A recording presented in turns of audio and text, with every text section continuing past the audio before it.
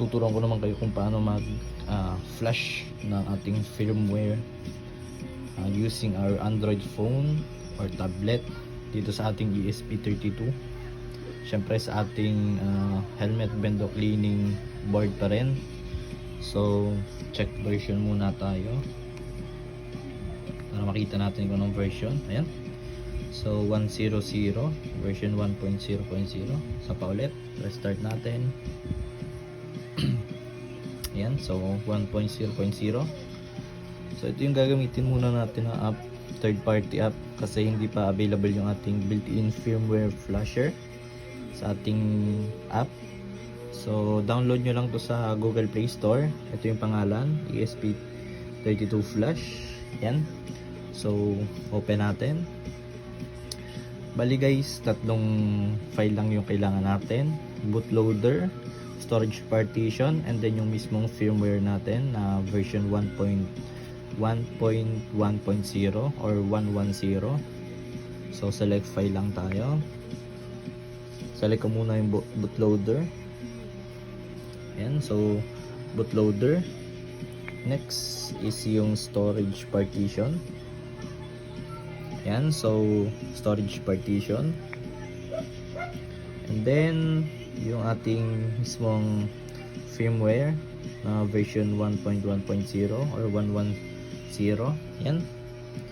So next naman natin is etong mga addresses na nasa gilid.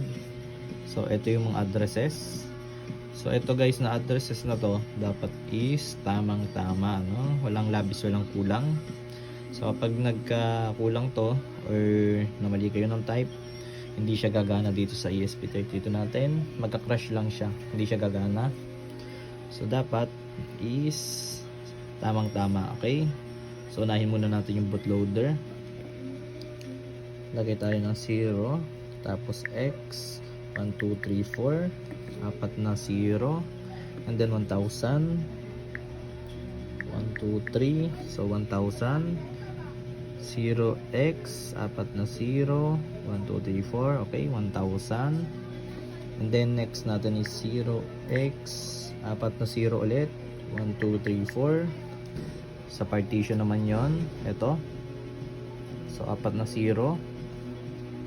Yan, so 8000, 1 2 3, 8000. Yan. Next naman natin is yung pangatlo. Yan, firmware. So 0x, so tatlong 0 lang, 1 2 3, tatlong 0. Ayan, so 10,000, 1 1 2 3, so 10,000. Ayan, yan, so 10,000. Double check natin, 1,000, okay, 1,000, 8,000, okay, 8,000. So yung pangatlo is 00, 10k, 000, 10k. Okay, so ngayon ang gagawin natin is pa-plug nyo to. Ulitin ko lang. Ayan, so kapag nag-plug na kayo nun, may lalabas dyan. So select nyo lang yung ESP32 flash. Ayan, and then etong ESP32 natin, wala pa siya sa bootload. So ang gagawin nyo lang dito is hold nyo yung boot. Eto, hold nyo lang siya, and then pindutin nyo yung EN, etong isang button. Ayan, so ayan, wala na yung blue na ilaw. So itong LCD natin, naka-stock lang siya dyan talaga. Ayan, so flash na natin. Ayan, so hintayin lang natin matapos mag-flash, no? So ang current version nito is 100 or version 1.0.0. So syempre, pagkatapos natin mag-flash nito, dapat na makikita natin dito is version 1.1.0 or 110, no? Ayan. So matagal pa to guys, i-fast forward ko na lang to. Okay,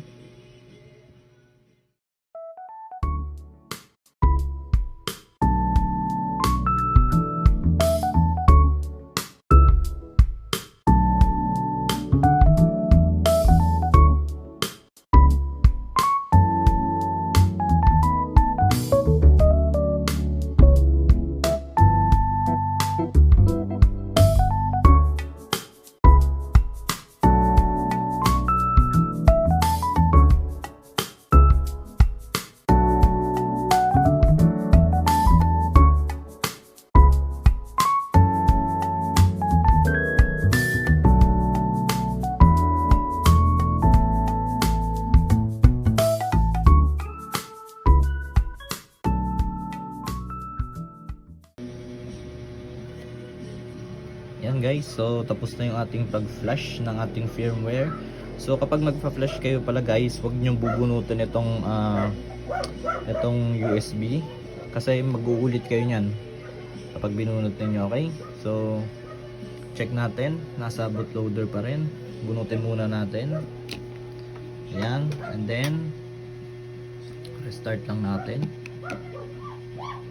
Ayan, okay. So ayan guys, nag-update na yung firmware natin ng 1.1.0 or 110.